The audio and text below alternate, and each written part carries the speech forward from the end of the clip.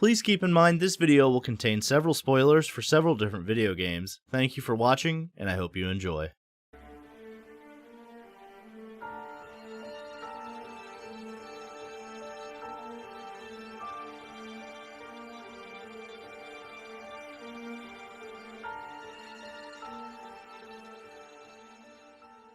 Sephiroth from Final Fantasy VII and Final Fantasy VII Remake, Bowser from the Super Mario Bros. Universe. Two vastly different villain types, but what makes both of them so iconic? Maybe it's because they both like to blow shit up. Now that I've got your attention, I want to talk about what makes a legendary video game villain. To better understand what makes a legendary villain, we first need to understand what type of villain they are. When it comes to the type, I like to put them into two wide-range categories, simple and complex. There are several subcategories for complex villains such as tragic, representation of pure evil, etc. Each has their own set of traits, and each one is vastly different in nature. Bowser, for example, falls under the umbrella of the simple villain. He doesn't have this massive backstory or really any type of driving motivator other than to rule the Mushroom Kingdom and have nice romantic getaways with Princess Peach. He exists to be a direct counter to the hero and is the simplest form of good versus evil. Now, many games have given him a storyline within the context of their respective titles, but no game has given us the type of character backstory that is required for him to be a complex villain. You typically find the simple villains in 2D and 3D platformers where the story is told mostly through the gameplay. They also typically feature an over-the-top design, like Bowser being a giant turtle, dragon, hybrid thing. Complex villains are much deeper, with an end goal and a written-out storyline. Villains like Sephiroth fall under the umbrella of the complex villain model. They typically feature human emotions, a deeper lore and backstory, and sometimes even a character the player can feel sorry for or grow emotionally attached to. A well-written complex villain can evoke several different emotions in the player, or even make them question their own morality. Their story makes them feel like the ultimate reward at the end of a long and dangerous journey. The more humanized a complex villain is, the more likely the player is to relate to that character on an emotional level. In the complex villain model, the player themselves can be the villain if the story calls for it. While playing the game, the player begins to realize that upon self-reflection, they are actually the villain of this story.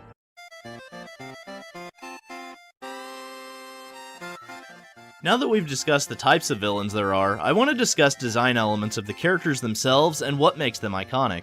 For the simple villain, design is everything. Because there's typically no backstory and these games are designed for a younger audience, easily recognizable and eye-catching designs are what makes simple villains stand out. Take King K. Rool for example. This fat-ass alligator wears a crown and a red cape to show that he's the king of the Kremlins. After your long and dangerous journey through Donkey Kong Country, K. Rool is the last obstacle between you and your stolen horde of bananas. His over-the-top body shape, exaggerated movements, and difficult fight make him stand out as a fan-favorite platforming villain. He also has a catchy name because if you remove the period from his middle initial, his name would be King Cruel. Play on words like that, and a unique design is what keeps people remembering these villains for years to come. The complex villain doesn't necessarily need to be an over-the-top design to be iconic, because their power comes from the story that has to be told about them. However, you'll often find that complex villains stand out because of a certain look or a signature weapon. Let's look at Sephiroth for example. It's his tragic backstory and descent into madness that makes him iconic, but it's his signature look and Masamune that helps make him legendary. But it's not just the exaggerated length and power of the blade, it's the way Sephiroth wields it so adeptly. It's not only a weapon, it's an extension of the character himself. In some way, Sephiroth and the Masamune are one and the same. He's cold, unforgiving, and relentless, much like the steel of the sword's blade. From his clothing down to his facial features, Sephiroth is an intimidating presence. His calculated stare, tall stature, overshadowing posture, and tragic origins combine together to make Sephiroth one of the most legendary villains in video game history. Sephiroth doesn't have to look like the monsters you've heard about in fairy tales to be one. Even his nickname, the One-Winged Angel, is a design choice that further accents his role as the Angel of Death. Now, obviously there are more than just these two design choices when it comes to villains, but these are two examples that are some of the most iconic. Even if the villain doesn't fit these two examples, they will almost always feature an intimidating presence of some kind. You can have the best designed villain ever made, but if you don't use them effectively within the context of the game or narrative, their execution can fall flat. Bowser and King K. Rool are used effectively because they are the elite level boss fight after you've dealt with their army of minions. Even in a game like chess, the objective is to take down the king to win the game. This simple goal is the same as the Super Mario Bros. And Donkey Kong universes. Take out King Bowser and King K. Rool and prepare to watch the happy ending and the credits roll. Sometimes though, in the case of Calamity Ganon from Legend of Zelda Breath of the Wild, the villain will feel like a looming threat over the world the game takes place in. In these games, you know the destination, but it's the journey that takes you to that destination that is unknown. You travel the land to gain the skills needed to face off against this villain in the hopes that what you've done will work. All your growth will be put to the test when you finally reach your fated meeting with this villain. Different techniques can be used for effectively revealing a villain's presence. Even when off-screen, the presence of Sephiroth is in the back of the player's mind. He's a constant threat, but never directly faced until the end. Kitase recently mentioned in an interview that this was always the intention.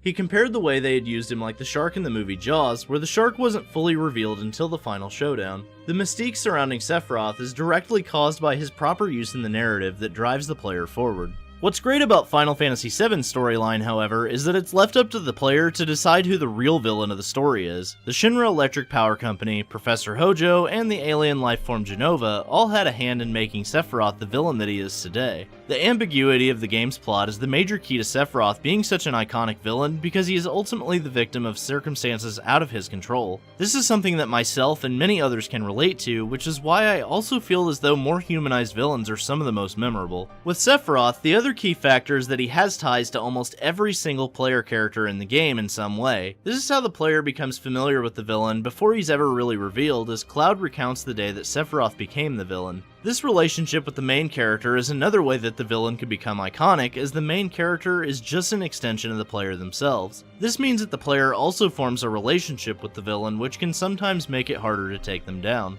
However, there are villains that literally do not give a single fuck and do villain stuff because they feel like it. Enter Voss from Far Cry 3. This guy is the definition of a villain who just acts on impulse and a need to kill. He constantly tortures and murders people throughout the game and is such a loose cannon that even his own men fear that they may be his next victims. Voss is a fan favorite because of his insanity, and the best part is, he has an entire monologue about the definition of insanity. After a long speech to the player about the definition of insanity, in which he admits to shooting the guy that told him, he asks the player if he's ever told them the definition of insanity, and then kicks the cinder block he has tied to your feet into a large hole of water. Even though Voss is a psychopath and obvious villain, his personality is exactly why he's one of the best villains Ubisoft has ever created and one of the most well-liked villains in video games. Then you have villains like Necron from Final Fantasy IX that literally make no fucking sense at all. You just get done with the climax of the game's central conflict, only to fight a boss that literally never gets mentioned even once during the game. No setup, no major clues, just boom, fight this thing. To me, that is poor implementation of the final boss, as there was no build-up and no reason for the player to give a shit about the fight. The players do not resonate with this character enough because of it.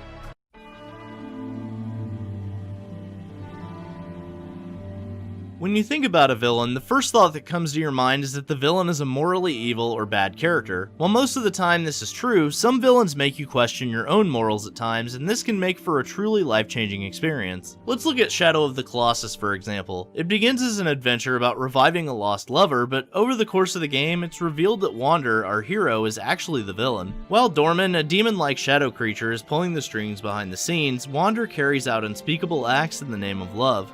Dorman warns Wander that there is a price to pay for reviving the girl, but Wander doesn't care and sets off to find each Colossus. As the story progresses, signs of his corruption begin to show, and Wander soon becomes demonic himself, releasing Dorman upon the world. It's then that the player realizes that the Colossi that they had been killing were created by the forces of good to seal the demon away. The player realizes that through their selfish actions, and in the hope of saving a lost loved one, Wander lost his identity as the hero and became the villain of the game. It's this type of moral dilemma that makes you wonder, if you could save a lost loved one, would you follow the same path as Wander and risk ending the world, or would you allow them to be gone forever, knowing that you'll never see them again? There's one special villain type, and it's my favorite type of villain use, and that's what I call the morally gray villain. The question I want to ask of you, the audience, is if someone offered you the perfect life, free of pain, death, and suffering, but at the cost of an altered reality and the loss of your own self-actualization, losing the ability to grow as an individual, would you accept this reality? This is the exact ultimatum given by Persona 5 Royal's final boss, Dr. Maruki.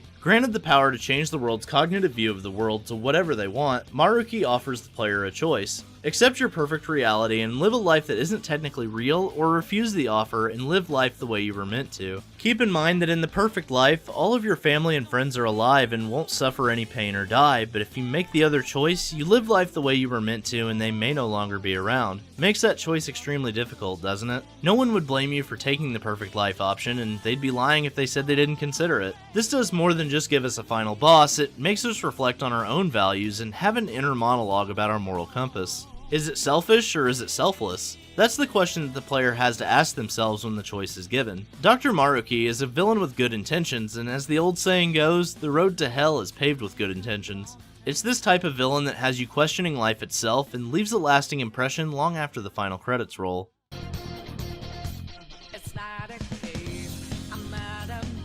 Music is one of the most powerful forms of entertainment in the world. It can perfectly set the tone of a moment or even alter your mood or feelings. However, the wrong music can have the opposite effect. Take Dragon Quest XI for example, an otherwise fantastic experience marred by an underwhelming soundtrack. But then you have Final Fantasy XV, and while reception of the title is mixed among the fanbase, the soundtrack fucking slaps. Music can make or break some titles, but it also has one special effect on villains, and that is making them stand out above the rest. Now I know that I've used Sephiroth as an example a lot already, but if I did this segment of the video and I didn't mention him, I'm pretty sure my entire subscriber base would shank me in a dark alley. One Winged Angel may be the single most iconic video game villain theme song ever created. The powerful intro and ominous vocals, combined with the chilling nature of the song, brings great effect to the presence of the character. It's one of those tracks where as soon as it begins, you know some crazy shit is about to go down. Even world-famous professional wrestler Kenny Omega has a signature finishing move named after it, so needless to say, it's left an impression on the world. However, great theme songs aren't exclusive to complex villains, as simple villains can have some amazing themes as well. Let's go back to King K. Rool, as he has one of my favorite boss themes ever. The song is called Gangplank Galleon, and it is a fucking banger, and fitting of the Pirate King of Donkey Kong Country. I don't necessarily love his fight, but hearing that song makes it all worth it for me.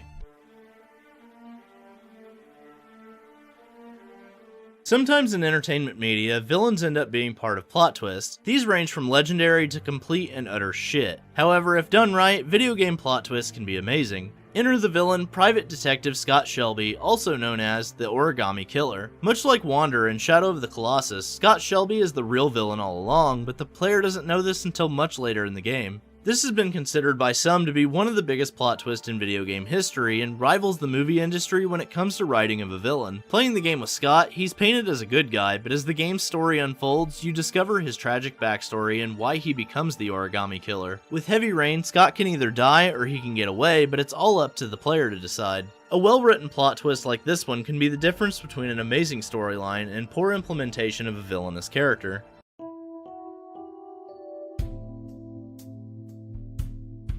Whether they are simple or complex, villains need to stand out above their contemporaries to attain legendary status. A great theme song, a proper implementation in the narrative regardless of personality, and a well thought out and realized design are all key parts of what I call the legendary villain formula. They can make you question life itself with tough philosophical questions, or maybe they just want to blow shit up, but at the end of the day, their goal doesn't matter. What matters is that somehow, some way, that villain left an impression on the player that has or will last a lifetime.